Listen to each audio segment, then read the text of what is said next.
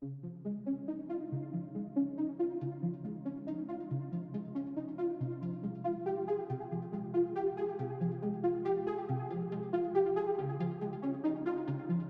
remember pulling on to Lakeview for the first time and just the excitement of being here. And I'd never been in a service that big in my entire life. I'd grown up in a small church, and so it was exciting just to be around other kids and getting to worship and hearing the messages. And night 3 of that first summer I was here, I really can't even tell you what the person on the stage was saying, because I knew God was speaking to me in that moment. And I remember being a 7th grade girl sitting in this room filled with other teenagers and hearing God tell me that I was going to spend my life telling other people about Jesus. I didn't know what that would look like. I wasn't from a ministry family, and so I didn't know really that girls could even be pastors. Like, God, what does this mean for me? And so I started getting involved in different Bible studies at school, and I was probably in 8th grade the first time I got to lead a devotional, and it was terrible. I knew it wasn't as good as everyone else, but I knew this was the thing that God had called me to do. A door opened up for me to go on staff at my local church there that I had grown up in.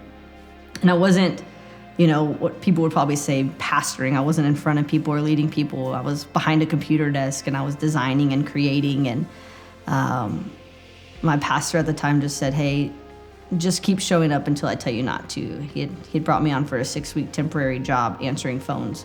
And I just kept making myself busier and busier and busier. And as I kept just saying yes and walking through doors, God just kept opening them for me.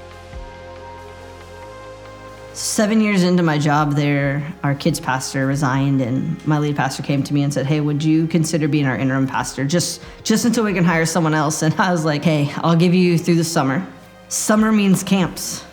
And so it was my job to lead this group of kids to camp that summer. And so we loaded up buses and we brought them right back to Lakeview. It's crazy how many full circle moments there are, because now God's opened opportunities where I'm getting to stand on the stage where other people stood and told me that God had a plan and a purpose for my life. And I'm getting to stand there and tell kids, hey, God has a plan and a purpose for your life. And whether that's in vocational ministry or in the workplace, God wants to use them.